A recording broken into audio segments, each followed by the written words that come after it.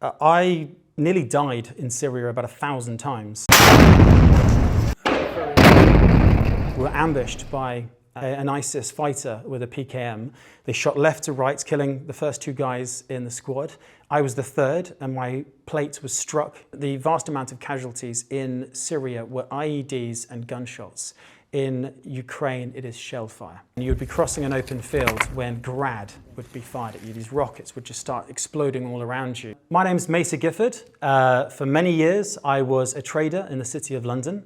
And then in 2014, with the rise of the Islamic State, I went out to Syria to fight against them alongside the Kurds. More recently, I've been fighting against Russia in Ukraine. All those years ago, when I first went out to Syria, it was 2014, and I was living a very different life to the one I live now. I was living in London. I was working in the foreign exchange business. I had a girlfriend. I was living in Battersea at the time. And then for me, the whole world changed, because everyone remembers where they were when they first heard about the Islamic State. When they heard about the fall of Mosul, the second largest city in Iraq, when they heard about the Yazidi girls trapped on Sinjar mountain, thousands of young girls being murdered, brutalized, burnt in cages, and sold into sexual slavery. I'd worked for years after leaving university for charities in Africa. I'd worked with the British Council. I'd worked in opposition to brutal regimes like Robert Mugabe's in Zimbabwe. As an act of solidarity, I decided to go out to Syria to fight against ISIS alongside our partners on the ground, who at the time were the Kurds. The 3 years I spent in Syria were traumatic. It was horrifying. I fought in places like Tilhamis, Raqqa, where it was brutal street-to-street fighting. In every doorway there was an IED. Mortars rained down every day, and for the first time I saw drones, commercial drones, being utilized by the terrorist group. We were deployed to the front line. We were fighting in some brutal areas against an enemy that just did not care about strapping an IED to a civilian or literally just shooting civilians as they fled their territory. It was horrifying to be in Manbij and to come across the so-called state-run brothels of the Islamic State, where hundreds of Yazidi girls were trapped and enslaved.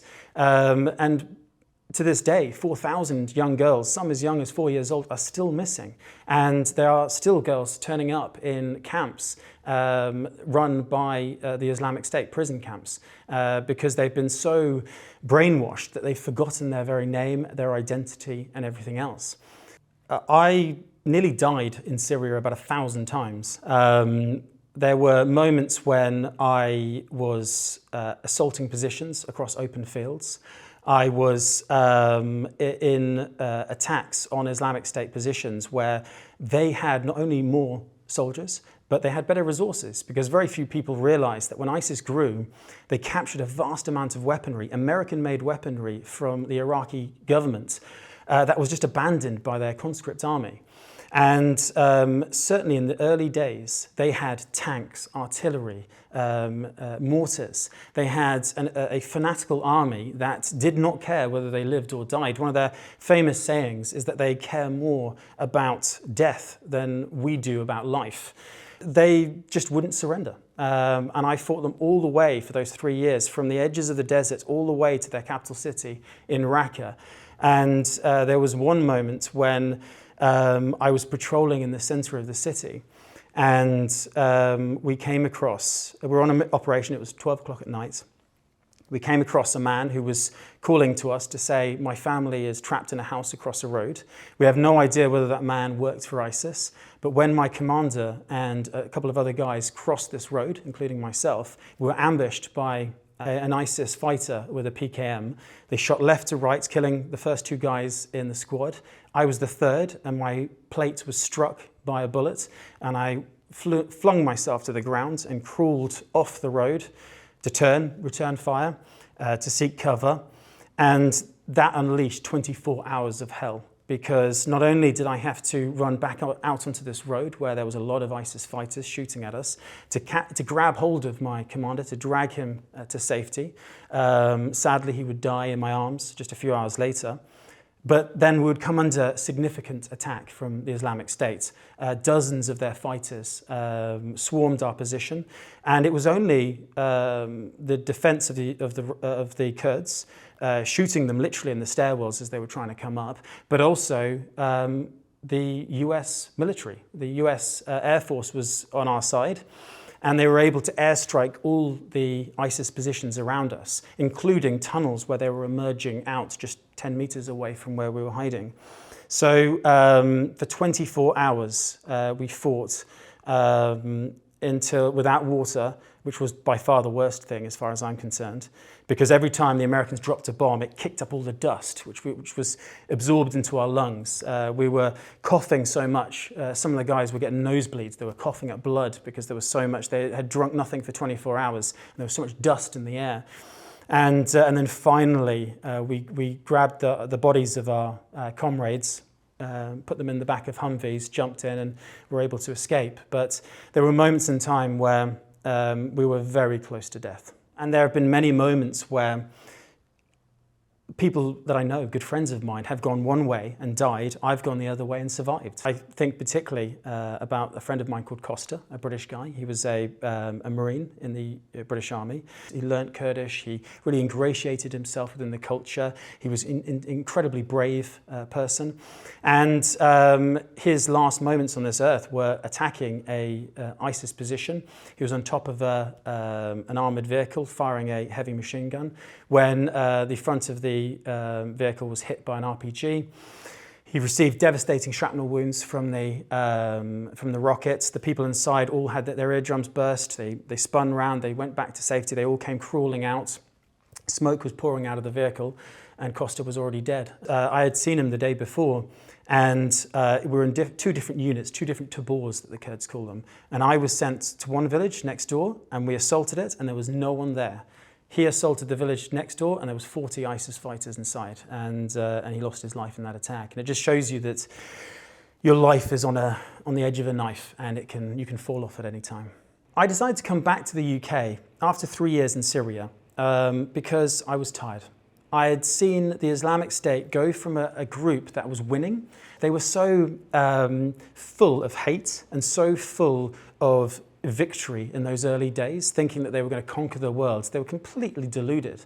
And I saw them for the first time utterly broken, and I realized that they were going to flee out into the desert. The Americans, the Brits, the Kurdish forces that I'd been fighting alongside would continue to chase them and hunt them down. But my time in Syria had come to an end because the sacrifices I was making away from my family, the worry that my family were making, it had to be for a reason. And after 3 years, I could no longer see a good enough reason for me personally to be there. So I came home. I took some time off. I did my master's in the field of international relations and peace building and security. And I took some time off. Coming to terms with your experiences after seeing such brutality and giving up so much of your life is very difficult. I thankfully have not necessarily been afflicted by post-traumatic stress or my experiences in the same way as many others have. I am the only survivor of the international units that I was with in Syria. In my last time, there were 3 other foreigners with me, and all 3 of them took their own lives after their experiences because they were so horrified by them. So yeah, I'm literally the last man standing. I fear a resurgence from the Islamic State. I have watched Syria over the last 7-8 years since I was last there with growing horror as Britain has played second fiddle to the Americans. The Americans have taken their eye off the ball, have taken resources out of Syria and Iraq. Whether or not Syria is the country that we hope it to be in the next 5-10 years still remains to be seen. And my biggest fear is that unless we give people in Syria something to fight for and to dream for, ISIS will simply return. The return of ISIS could be devastating. There are 70,000 ISIS prisoners in SDF camps. The SDF is the group that I fought for, the Kurdish group that I fought for. The 70,000 prisoners are just as fanatical today as they were when they were first captured. There are people who have committed the most appalling human rights abuses. I would definitely go out and fight again. If the Islamic State rose up tomorrow and became a threat to the Yazidi community, the Christian community, the Kurdish community, the Arab communities of Syria, Iraq, the region, it would take very little for me to go out there, pick up a rifle, work with the local people, and to fight back. As everyone remembers, in 2022, just as COVID was coming to the end, reports were coming out that the Russians were going to invade Ukraine. And I was horrified because for the first time since the Second World War, a sovereign nation, an independent nation, one with a beautiful language and culture, was about to be invaded by an enemy that was as alien to their culture as, let's say, England to Ireland. I decided to go out before the war to distribute some medical aid, to talk to people, to understand the conflict. And I was on the ground when the bombs first began to fall.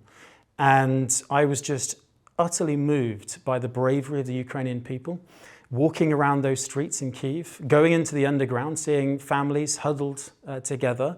It kind of reminded me of the Blitz during the Second World War. So I came back to the UK, I came back on a refugee train. I brought together a team of people, many of them I served with in Syria, and we went out back to Ukraine at the beginning of the war to distribute thousands of IFAK kits. We raised something like $100,000, and we went from city to city, training thousands of people in TCCC, Tactical Combat Casualty Care, which is a battlefield casualty care system to treat injuries. By doing that, we were first showing our solidarity, but also learning about the country, because as the news came out that the Russians were committing massacres in places like Bucha and Irpin, I realized that it wasn't just a naked act of imperialism. This was also a brutal fascist army that was now rampaging through Ukraine, leveling entire cities from Mariupol to Bakhmut, and almost captured Kyiv, but the defense of Kyiv was one of the most defining moments of the war, and I decided to come back out and join the army. So that's exactly what I did. One thing that we don't really like to talk about is a lot of people that go out to join conflicts are very flawed characters. There's some very strange people can turn up, not to say I'm completely normal myself. Sure enough, 20,000 people did turn up in the early days of the war to try and join the Ukrainian army to fight Russia. And like everything over there, they had a lot of teething problems in the early days because obviously they were fighting for their lives and they were trying to create institutions and grow an army under a huge amount of strain and stress. I still saw a lot of problems in the international legions, so I decided to join directly with the army. It took me several months, but finally in September 2022, I was able to get my contract with the Ukrainian army, and I signed up with a battalion called the 131st, which is the sort of a reconnaissance battalion of the Ukrainian military, one that was perfect for me. Because after years of fighting in Syria, in effectively light infantry, because you're in tabors of about 40 people with AK-47s and just light arms going after entrenched positions and traveling light and living off the land.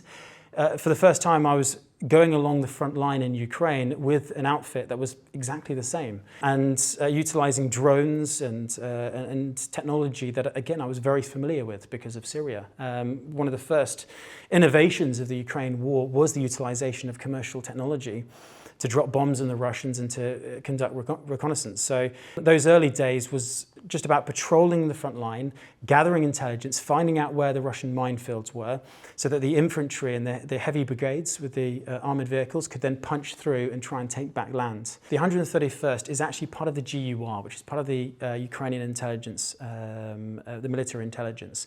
And by going out to the front line, not only were we finding where mines were and everything else, but we're also making sure exactly where the Russian units were and actually communicating directly with our soldiers on the ground. It just involved treks of about 10 miles all along the zero line. enduring a vast amount of artillery. Something like 10,000 shells were being fired every day by the Russians. About 4,000 were being fired back at the height of the Ukrainian sort of surge, particularly in the early days. That would fall to 2,000, where there was this massive artillery famine on our side. And you would be crossing an open field when grad would be fired at you. These rockets would just start exploding all around you. The air would be pulsating, the shrapnel would be whirring, and the injuries that some of the that you would see from the Ukrainian soldiers that were hit by shrapnel were just utterly devastating. The vast amount of casualties in Syria were IEDs and gunshots. In Ukraine, it is shell fire. We would go on these missions whereby we'd have no control exactly what we would do, so we couldn't exactly plan. For example, on one mission, the Ukrainians said to us, "We have no idea what's down this tree line. We keep hearing voices in the night. Our guys are scared. We think there's far more of them than there is of us. There's only 10 of us in this position. Can you go down? Can you find these Russian positions and report back what you see?" So we go down this long tree line of about 1 kilometer, and we're looking for mines. We're looking for evidence of the Russians. And before long, we've crept up on them so silently that we begin to hear them. We hear them talking in their trenches. We can hear them cutting down trees to build their fortifications. We eventually actually get into their trench line. Thankfully, the first position we come to is abandoned, but we're able to strip it of quite crucial intelligence, including not only a radio, but also the call signs and the sort of instruction manual for the radio as well. We were able to gather a lot of intelligence. We decided to pull back because we were vastly outnumbered. There's only about 5 of us in this platoon. And as we were pulling out, we were spotted. First, they fired a grenade launcher at us. And then as we began to peel back up the tree line, thankfully under cover, or at least in concealment, we came under PKM fire and small arms fire. It was just the grace of God as these bullets were cracking into the ground, smashing into the ground around us, splintering the trees around us, that we were able to first crawl, but then jump onto our feet and actually get out of there. And then after that experience, you're expected to carry on. You get there, you report back, yep, there are definitely Russians down there. We were able to call back artillery, not before the Russians called in their artillery first. We had to then immediately hunker down in the trenches of the Ukrainian infantry. As soon as the barrage ended from the Ukrainians, ours began, and we were able to jump out and then continue our mission. We put up some drones, and that was actually the first mission I came under fletchet round fire. I'd never experienced fletchets, these small little dart-like arrows, which would explode in the air. They would make this sort of cracking noise as the shell would then just rip apart and spread thousands, hundreds of thousands of little needles whose sole job is to literally strip the flesh from your bones and to get into your eyes and to completely mutilate you. It's just fluke and chance because you have absolutely no control over your environment. All you can do is just seek cover where appropriate, talk to people, and just look for those clues that life is about to get hectic. The second part of our mission was going to the islands. These were waterborne operations where we'd deploy in 5-man teams to these small little islands on the Dnipro. And it was reconnaissance units of the Ukrainian army against reconnaissance units of the Russian army. Thankfully, there was a slight imbalance whereby our ability to get to the islands and to maneuver on them was better than the Russians. The Russians had more artillery, which they called on us to dreadful effect. Their tactics would change, whereby they decided to just destroy everything, basically, on the islands. All the buildings and all the villages and communities, they decided just to burn them down and to stop us from seeking cover. And that just meant that sometimes all they would do is just fly over with a commercial drone, drop a bit of fuel. The first thing you'd hear is on the tin roof, the clatter of a water bottle filled with fuel. And then a few moments later, a grenade or a sort of munition, an incendiary munition would be dropped on top of you, which would start a fire. And there were moments where I was seeking cover under houses, and sure enough, an incendiary shell would just burst into the side of the building, spreading fire just everywhere. And you're just running around the building, gathering up all your kit, your weapon systems, your sleeping bag, everything else, because it's freezing cold, particularly in the winter. It goes well below the minuses, and there's no way if you're hit or if you're injured, if you're trapped for days, there is you could you could die, you could freeze to death in the cold shell holes of the Dnipro, and running out and then just being constantly chased by drones. Because as soon as they smoke you out of that position and they're following you, they then call in artillery, mortars, tank fire, and they'll chase you, and then they'll spot where you go, and then they'll report that back. And again, once you're seen, it's very difficult to survive and to get away. Sometimes you're just lucky in that the drones just don't have enough energy to follow you everywhere, particularly if you keep moving. But there are other moments where it was just kinetic, whereby you would be in a house. This didn't happen to me. I'm talking about one particular story where all my team were injured because a Russian unit was able to get to the very bottom floor of their house and get inside. And they were just throwing grenades down the stairs while the Russians were throwing grenades up and shooting up through the stairs. They were trying to shoot through the floorboards, but thankfully it was a concrete base. They couldn't get through the floor. And they were just screaming up. They were saying, surrender, surrender. Thankfully, they were able to injure one of the Russians. They threw a grenade down. One of the Russians screamed. Another one of my guys was injured. He'd been hit by a grenade. He threw himself off the building. He turned around and started shooting through the windows, the bottom floor of the house, which caused the Russians to sort of freak out. They didn't know that one of the guys had jumped off. They then thought that we were counterattacking. There was another unit coming along. So they just grabbed their guy and got out, but not before they had set fire to the building. So then the rest of the guys, obviously injured, had to jump off the top of the building. It's just fluke because they were alone. There was no one there to support them. 5 guys against about 10 or 15 Russians who were so close that they were literally talking to each other. The more you fight, the more you realize that a lot of it is chance. But then again, there's that old saying, the more I train, the luckier I get. That is certainly true. I've realized that don't seek out a fight. If you're there, if you are volunteering alongside a force, train, communicate, learn the culture, ingratiate yourself, because that will strengthen you and give you the resources you need to operate much more effectively. I got back from Ukraine in just before Christmas of 2023. It was cold. We're in a foot of snow in eastern Ukraine in a place called Liman, because we'd just finished the summer offensive where the Ukrainians were fighting in a place called Zaporizhia. And particularly in that area, trying to cut off the Russian positions in Crimea from the sort of Russian homeland. We were operating in the south on those islands, and they switched us with a Marine brigade, the 131st. The Marines started operating on the islands, and we were sent to a place called Liman, just north of Zaporizhia, where the Russians were counterattacking to try and alleviate pressure in the south. Thankfully, we had just started an FPV team, and this is one of the beauties of being an international volunteer, of seeing the bigger picture, of seeing, communicating with people, of being able to raise funds. For the first time, the 131st was able to acquire FPV, first-person view drones. I was able to communicate with foreigners from around the world who knew how to fly commercial drones, who were able to teach it, more importantly, and to immediately target Russian positions. And that's what we did. We set up this FPV team, and the Ukrainians loved it because we were blowing up tanks on the other side of the Dnipro. We were targeting the boats that were sending supplies to the islands. And then when we were sent to Liman to support the units there, the Russians were attacking in convoys. So on several occasions, us alongside other units were hitting convoys of something like 20 tanks and armored vehicles and annihilating them. It just meant that even a light commercial bit of technology that cost $500 could stop a tank worth $5 million, knock off a track, put the engine out of service, force the troops out, which would then be targeted either by further drones or artillery, and then another drone could come back and go through the hatch of the open vehicle to completely destroy it.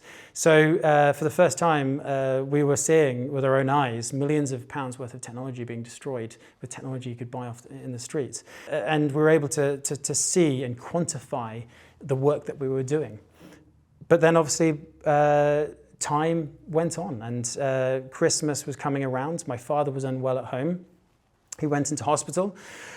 I rushed back to see him, and sadly on my birthday, 20 days later, the 21st of January, he died. And it gave me a new perspective on life. It made me realize that I'd gone out to Ukraine with a purpose. I'd fought, I'd raised money, I'd built infrastructure from FPV teams to medical units. And I decided that I needed to call it quits, because The trouble is, just as I mentioned about post-traumatic stress and people chasing, the grass is always greener and chasing something on the horizon, if you go out without a plan to a war zone, you will lose yourself. And I didn't want to lose myself. I wanted to go out, complete my mission, come home and move on. And that's exactly what I've done.